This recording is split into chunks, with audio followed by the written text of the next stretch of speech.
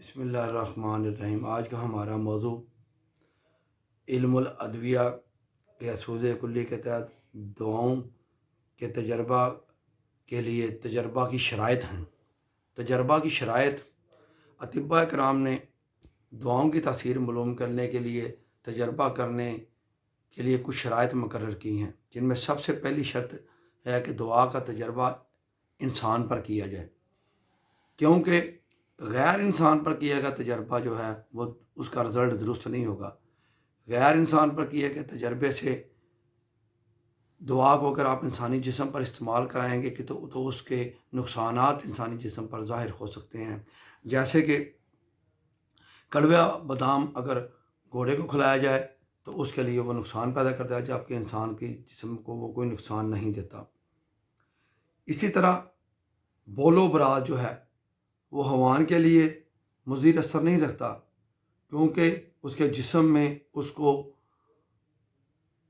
سنبھالنے کے لیے قدرت نے قوت رکھی ہے، جبکہ انسانی جسم میں اس کے لیے ایسا کوئی نظام وضع نہیں کیا گیا۔ اس لیے بول و براز کا انسانی جسم میں استعمال جو ہے اس سے مکمل جو ہے وہ پرہیز کرنا چاہیے، کیونکہ اس کے نقصانات عروق کے ذریعے جذب ہو کر بہت دل تک پہنچ کر نوبت ہلاکت تک بھی پہنچ سکتی ہے۔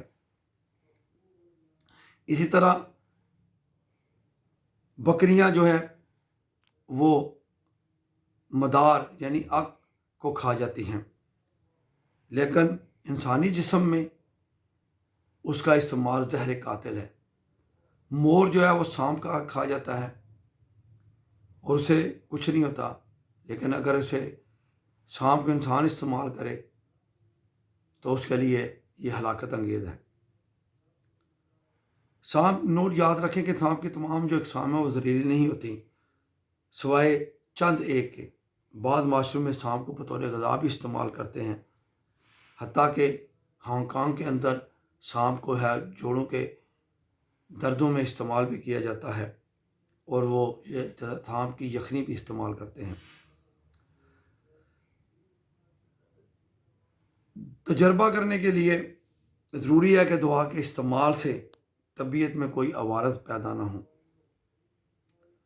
نیکسٹ، دعا کو مختلف اور متضاد امراض میں استعمال کرنا چاہیے تاکہ بدن انسان میں دعا کے داخل کرنے کے بعد اس کا فائدہ اور نقصان سے یہ اندازہ ہو سکے کہ دعا کی کیفیت فلاں مرض کی کیفیت کی مانند ہے۔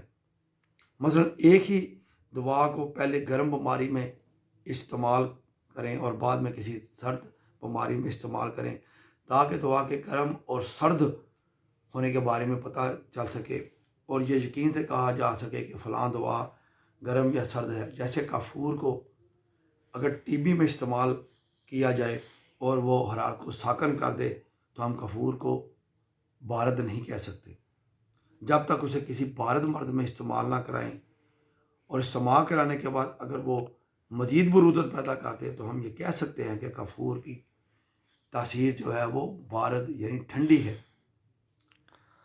اس طرح بعض دعائیں کسی مرض میں اپنی کیفیت کے تحت اثر کرتی ہیں اور کسی میں صورت نوعیہ کے تحت، جیسے کہ کاسنی جگر میں اگر بارد برودت غالب آ جائے تو اپنی صورت نوعیہ سے اثر کرتی ہے، اور اگر جگر میں گرمی لاحق ہو جائے تو اپنی کیفیت سے اپنا اثر ظاہر کرتی ہے۔ اس لیے ایسی دعاؤں کا تجربہ کرتے وقت مختلف امراض میں استعمال کر کے دعا کی خصوصیت کا پتہ چلایا جائے۔ نیکسٹ، تجربہ کی صورت میں اس بات کا خیال رکھیں کہ دعا مفرد یعنی اکیلی استعمال کرائی جائیں، جیسے غارقون۔ اگر ہمائے بلغمی کو یعنی بلغمی بہار کو زائل کرنے کے لیے استعمال کی جائے تو اس پر برودت کا حکم نہیں لگایا جا سکتا، کیونکہ اس کا یہ فعل بلغم کو زائل کر دے گا۔ لیکن اگر اسے وجہ المفاصل بلغم میں استعمال کرایا جائے تو یہ اپنی کیفیت سے بلغم تحلیل کر دے، تو اس سے پتہ چل جائے گا کہ غارقون گرم مزاج کی دعا ہے۔ اس لیے مرد مرکب میں नामुफरद हो, मुफरद तब ही हो कि दुआ का तजर्बा किया जाए।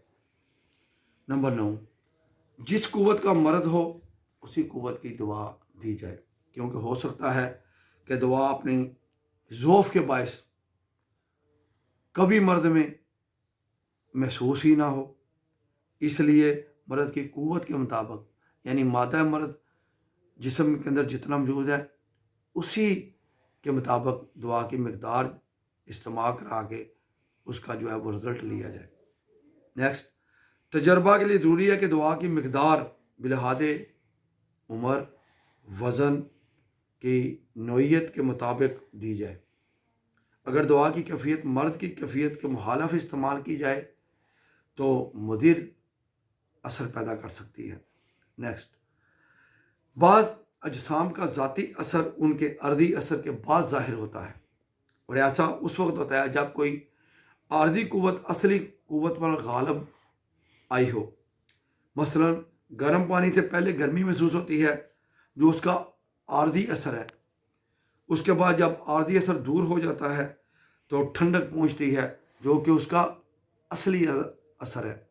नेक्स्ट, तजर्बा में जो असरात किसी दुआ की कैफियत से पैदा होते हैं वो उससे अलग हो सकते हैं, जैसे असर मुअस्सर से अलग नहीं हो सकता। नेक्स्ट, तजर्बा के लिए ज़रूरी है कि दुआ तमाम अवारद और आर्दी कैफियत से खाली हो।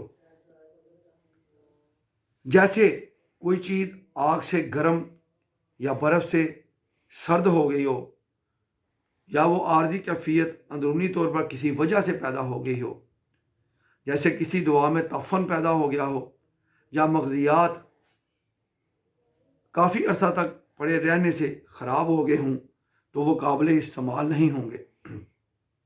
हत्ता कि वो अफ्यून गर्मी भी पैदा कर सकती है जो आग पर गर्म कर ली गई हो।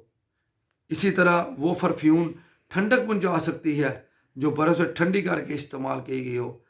इसलिए तजर्बा के लिए जो दुआ आपने इस्तेमाल करनी है तो उसकी लाजमी है कि उससे वो तमाम अवारद और आर्दी कैफियत दूर कर ली जाए ताकि दुआ अपनी असली हालत में इस्तेमाल करके दुरुस्त जो है वो अपने रिज़ल्ट दे।